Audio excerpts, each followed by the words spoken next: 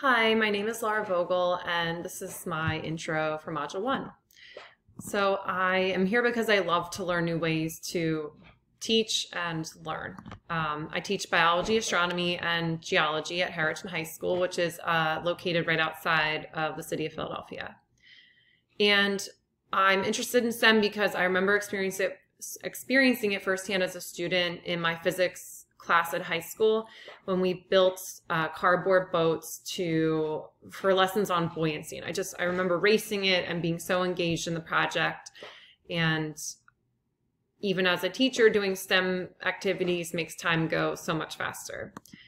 Outside of school, I love Costco, Mabel, my dog, right there, and dancing. Carmen Sandiego is my favorite cartoon character, and I love pizza.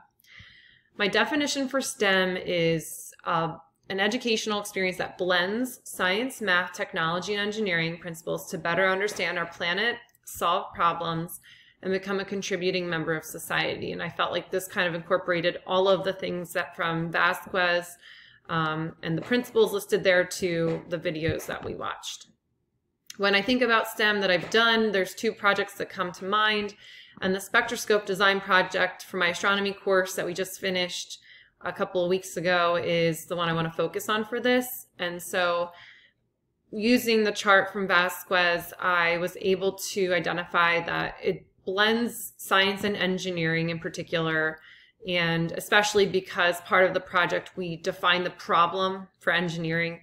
I actually include a chart from an engineering book that I got from the tech ed teacher, and students must establish relevance, principle number 2, where they have to be able to explain, how does a spectroscope connect to astronomy? What is the point of it? And it's to study light.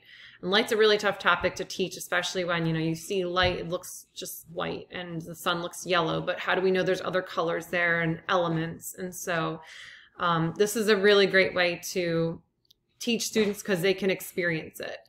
And principle number 5, mixing it up, I think this does a really good job of assessing student knowledge of spectroscopes and light in terms of a project-based assessment.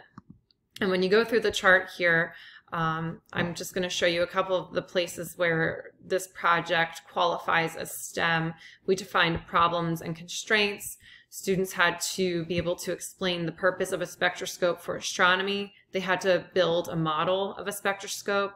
They had to orient the diffraction grating film correctly so that it would split the light into its various colors and wavelengths. And they also had to be able to match patterns of atomic spectra to the actual element spectra accurately. And so that was part of their grade, was based on that.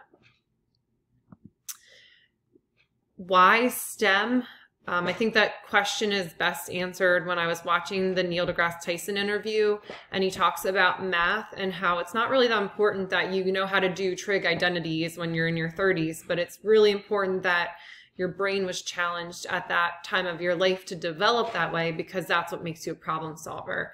And Vasquez chapter 2 also talks about this in terms of science literacy and, being important for a person's well-being and a nation's competitiveness in the global economy. So I think, the brain benefits are huge. And I think Neil was right when he said that math needs better marketing. In terms of my goals, I really want to focus on principle number 4, which is challenging my students more often. And so two of the things that they talked about in the video by the National Academy of Sciences was less textbook and lecture and more hands-on learning. And so, that's the goal here. I think it's going to be a challenge. And Vasquez talks about, science curriculum being a mile wide and an inch deep. And that's something that I really feel pretty often. And I also feel the constraint of time. And I think it takes a lot of time to plan really thoughtful STEM activities.